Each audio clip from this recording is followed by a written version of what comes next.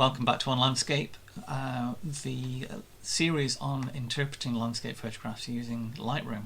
In the last episode we were looking at local adjustments and we looked at a couple of pictures, and in this episode we're going to continue to look at the photographs we've looked whilst we were doing global adjustments, but we'll look at some more challenging ones. And in the vein of looking at some more challenging pictures, I think we'll start with Maroon bells. So a very, very difficult picture. Difficult in all sorts of ways. Difficult in terms of the shadow highlight balance, and also especially in terms of colour.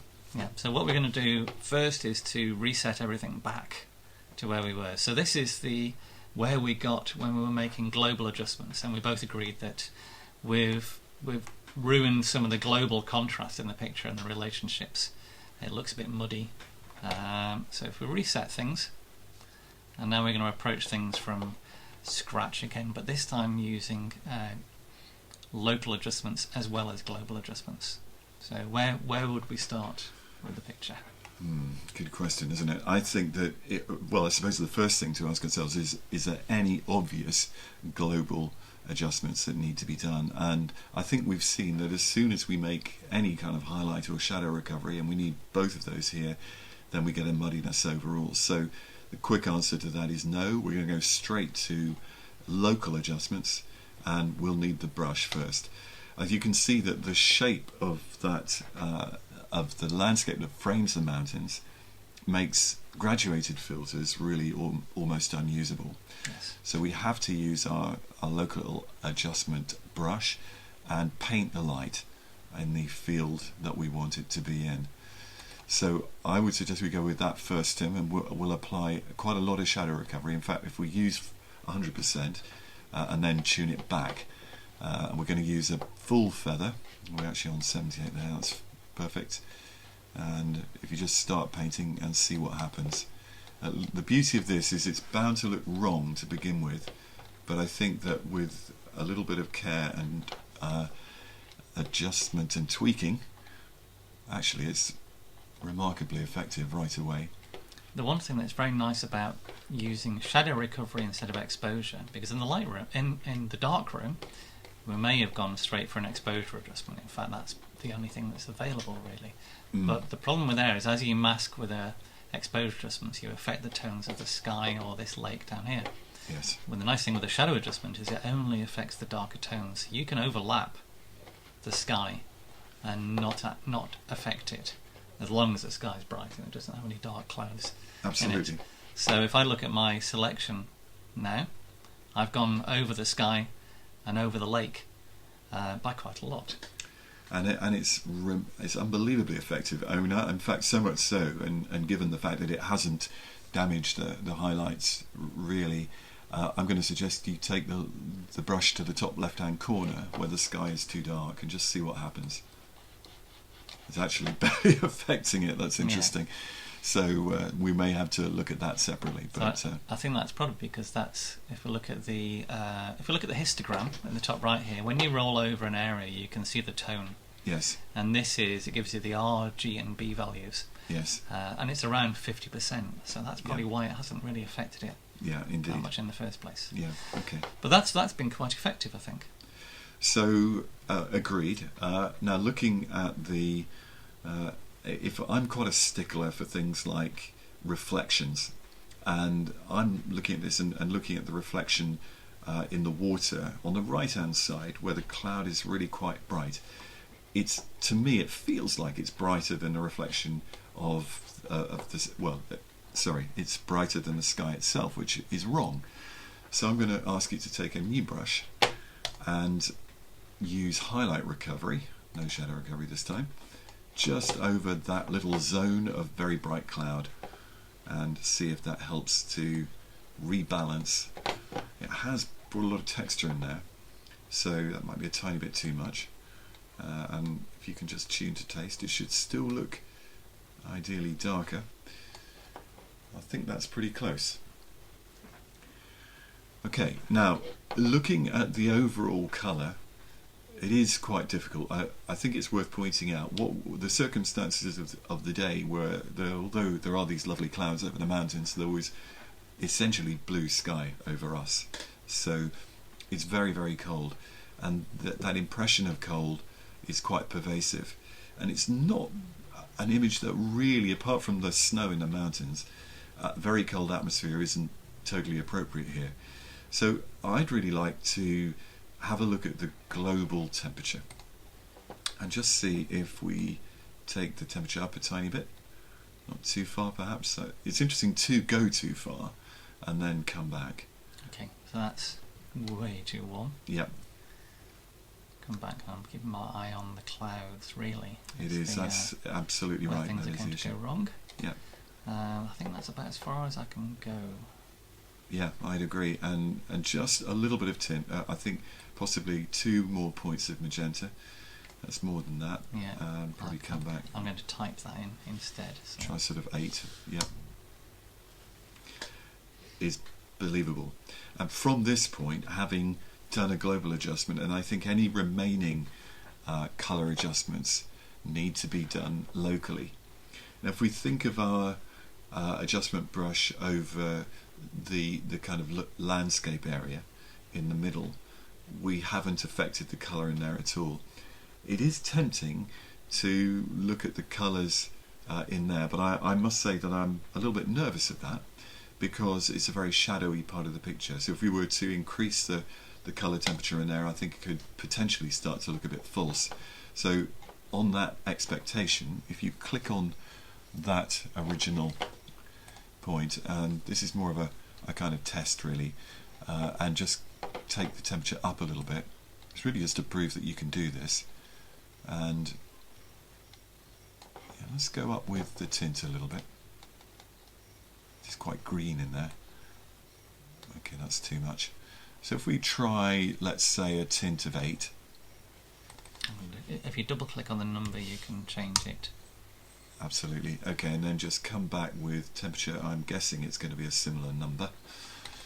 Okay, we might get away with this. So this is a kind of high-risk strategy if we were to do it, but I think we could possibly just get away with these single-figure number adjustments. So what we've done is put a little bit more warmth in there, and I think we'll find that it should be possible to then target some of these yellows and greens to take some of the blue out of them, but that might have to be later on in Photoshop. I'm just going to erase the mask from over that sky, because I can see some warmth and pink coming in from colour contamination effectively. where we just adjusted it earlier on. Yes, yeah. Does that also apply in the reflections? Yep. Yes, it does. Not much, but it's needed, I think. Possibly just over the snow, because we want the snow to look a little bit cooler.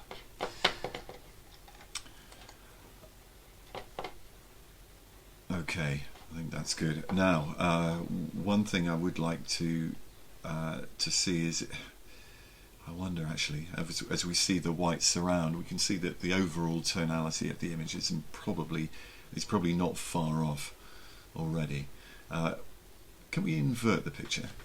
And by using Control or Command bracket, and get a sense for the balance. And I think this does show us immediately. My eye goes to the sky. It's perhaps brighter than I expected. And I think there is scope for a little bit of highlight recovery in the clouds over the mountains, and I would prefer to do that with an adjustment brush as well. Okay.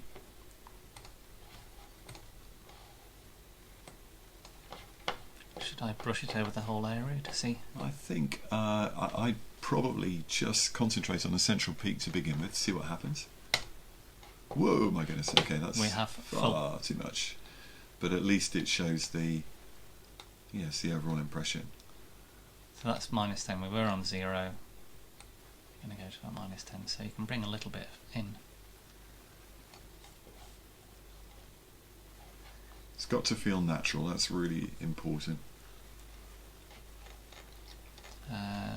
It is interesting that inverting process, how and I'd like to go back to that because I like to make adjustments with the image inverted, and I know from experience that so long as a graduated filter, if one was using that, brings a sky down so it's kind of close to the reflection in value but remains brighter, you're okay. So hypothetically, why don't we just take that adjustment a little bit further down so that it almost matches the reflection there, and then just bring it a little bit to the left, as it were, in this inverted position. Can I just go back a couple of steps? Because this might be a situation where we can use the flow tool. So Good point. If I change the flow to, let's say, about 40% or 35%, every time I stroke this, we're going to get a third of the effect added. So I may be able to just do it quite subtly, and that might even be enough just there. I'm squinting at the screen as we speak to just check that relationship remains true, and I think it does. Fortunately for us, this brush has not affected the snow or the mountains at all, so now I think we could probably invert the image again.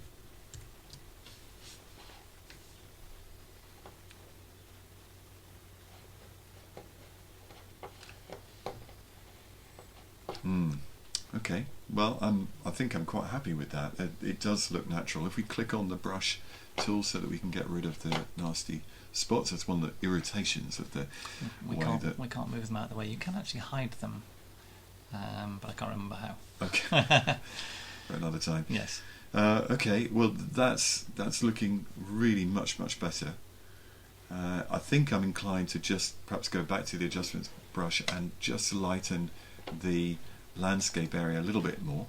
So we're going to have to click on that, and for that to work we're going to have to use the exposure tool because we've already used maximum shadow recovery. I'm not talking about very much, probably just maybe, there we are, that could be enough. We can see the warmth coming through there now, and I realise it's actually probably too much, so I think we should go back to the temperature adjustment and zero it. On the global. Oh, I was on here, wasn't it? It was, okay. So we can double just click double on click on the arrows and the same with the tint, I think, just to be on the safe side. It was worth a try, but I think I'd rather do that in a more controlled way with a different tool. And the HSL tool we will come to in a future tutorial, and that's one area that we give a scope for a little bit of further refinement. So the remaining concern for me in terms of an image is the overall feel of the picture. So if we click the adjustment brush again so that we're off that completely, I find the whole image has rather a brittle look to it. And I'm not sure if that's because of the light. It's probably the light of the day, but I'd like to see we haven't really examined the clarity tool in great detail, but we have touched on it, and I think this is one of those situations where minus clarity overall might well help. So I'd like to, just as a matter of interest, if you go minus 100, so we can see what the clarity tool does when it's in its negative state, and that shows the extreme effect of it. From my point of view, that's useless for any kind of, almost anything. But small amounts of this effect can be really useful in terms of just softening what might be a lens that's a bit on the harsh side, or the light that feels a bit harsh. So perhaps minus 15 here. So if I go to 15 and then I'm going to double click on it to switch it on and off. Okay.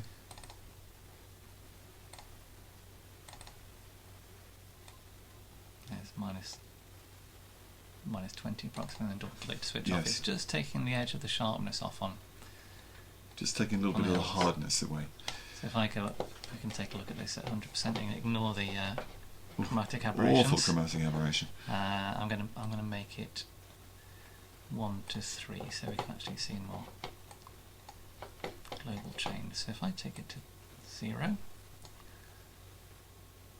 then bring it up, it is just softening the contrast on hard edges, isn't it? Yeah. With small values. Yeah.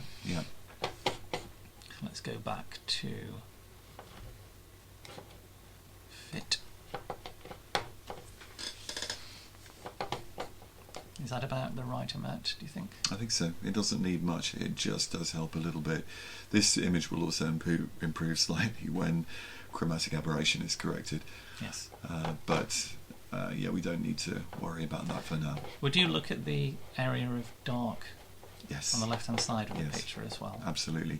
I'm embarrassed to say, I think I must have used a polarizer for this image, yeah. and that will probably explain that one. I think we'd be just as well using a very small grad over that area. And it's worth mentioning that grads aren't any different to brush tools. Essentially, they provide exactly the same facilities, but they're a quick way of applying a broad linear adjustment. Yeah. And you can do with the brush tool the same effect as a grad. It just takes a little bit longer. Quite often, though, it's useful to use the brush tool because then you can then adjust it afterwards. But as a quick adjustment, we can see the transition is between here and here, so we should be able to just pull that adjustment over that area.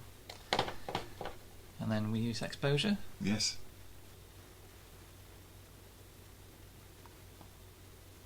We say that's enough. Tiny bit. Yeah. Yeah, that's perfect. Just hide that for a moment. Yeah. Yeah, much better. And it is interesting how tiny things like that just rebalance or help rebalance it. It's still dark, that corner, which I think holds the edge quite well, but before it was just too heavy and looked very, very false. So I think we're quite close. I think that this is a very difficult picture, which is partly why we've chosen it. Yes. And it gives us quite a lot to look at it and to discuss. But whether it'll ever make a satisfactory print remains to be seen. As a matter of interest, I'm thinking that one aspect of it that's a little bit frustrating is that the blueness of the light made the whole thing rather almost muddy in terms of colour. So I'd be interested to see, if we were to apply saturation globally just for a second, how that affects the way the image reads. I see the blues are becoming quite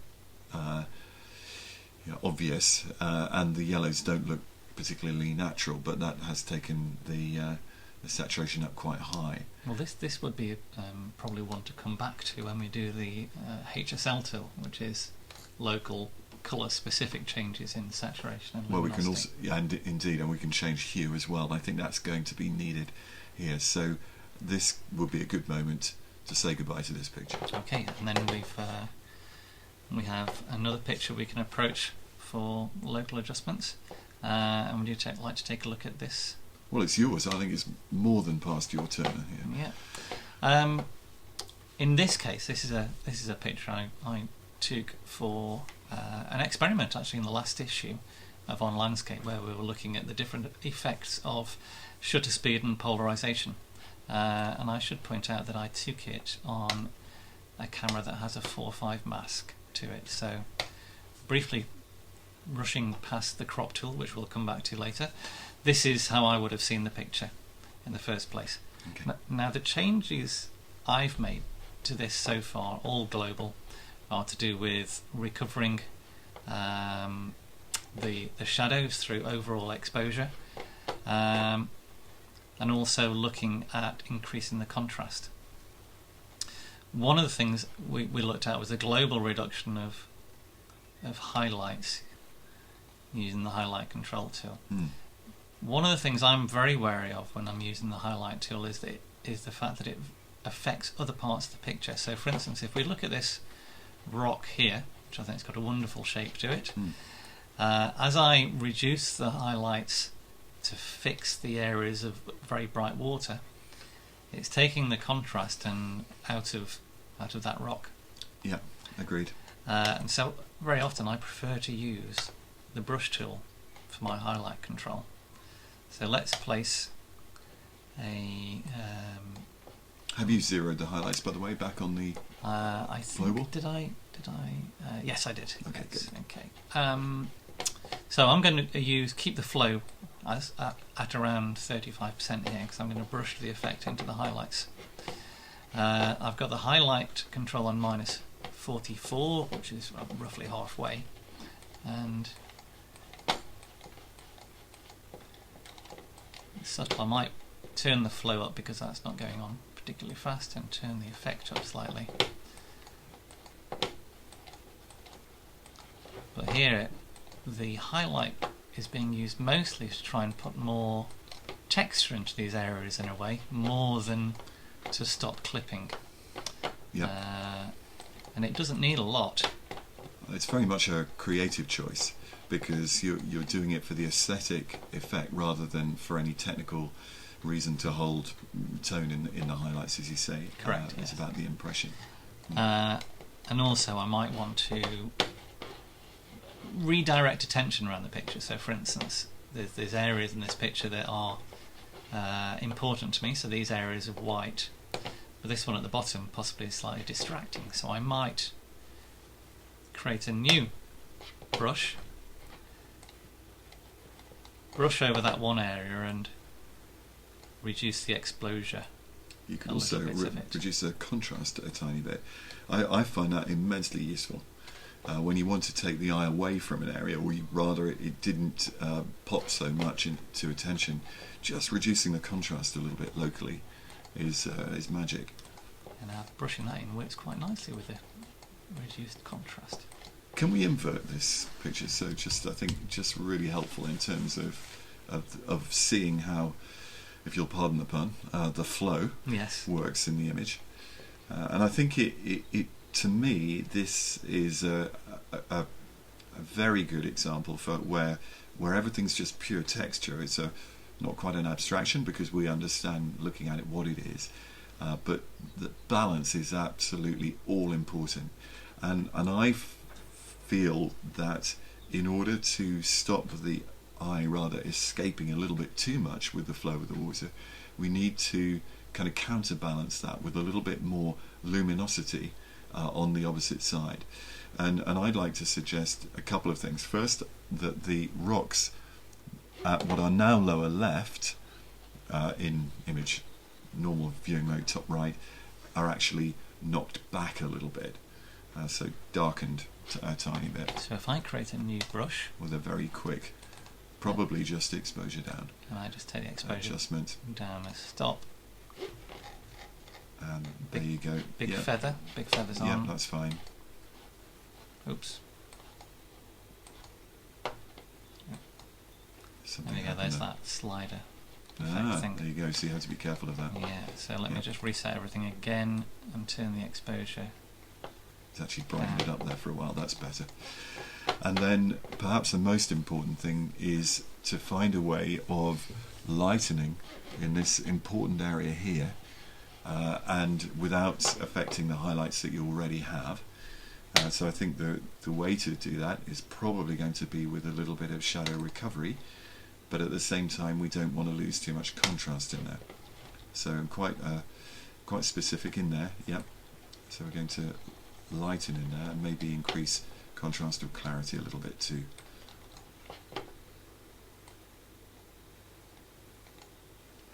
Increase contrast and just exposure slightly. Yes, if we increase contrast, we're also gaining a little bit of saturation.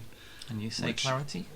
Probably don't need it if we've used contrast. You can use contrast and clarity together, but it makes it more complicated if you do that. They do have very distinctly different ways of treating the image. Might be worth having a little look at that. Perhaps if we do so, we would like to enlarge that area a bit. It's worth pointing out this we get the mask there, but we can also use the slider tool to look at something on and off. But we'll look at the clarity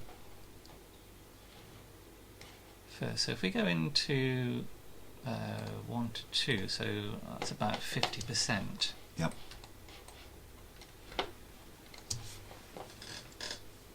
Be worth maybe should we just zero the other features, or you could leave the shadow on perhaps, but so we'll take the contrast and exposure down, and we'll leave the shadows one on, and we increase the clarity first.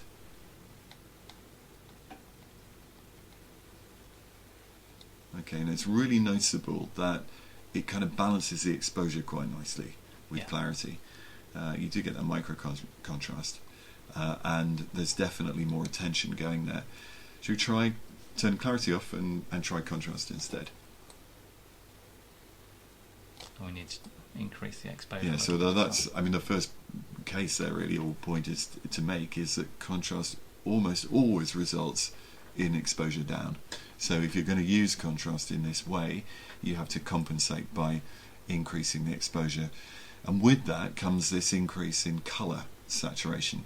Whereas clarity, the reason that clarity is often easier to use is because there are many times when you can use it without needing to increase the exposure, and where there's no negative effect on saturation, or in other words, where saturation remains largely unaffected. Okay, well, I'll turn the exposure and contrast down, and we'll bring clarity in to look at the... And in many ways, clarity's doing almost everything you need. Yeah. You could possibly brighten it a tiny bit as well, or use, you've already got some shadow recovery, so just tune to taste. So if I turn the clarity on and off,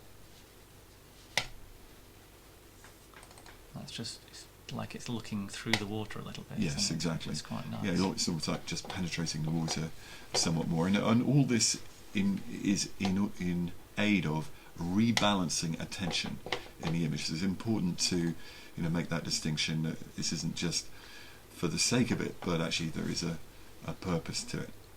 So we'll look at going back to the right way round. I liked it upside down. So there's the attention, and I think it's fairly obvious that the attention is now equally balanced around these top rocks and the water.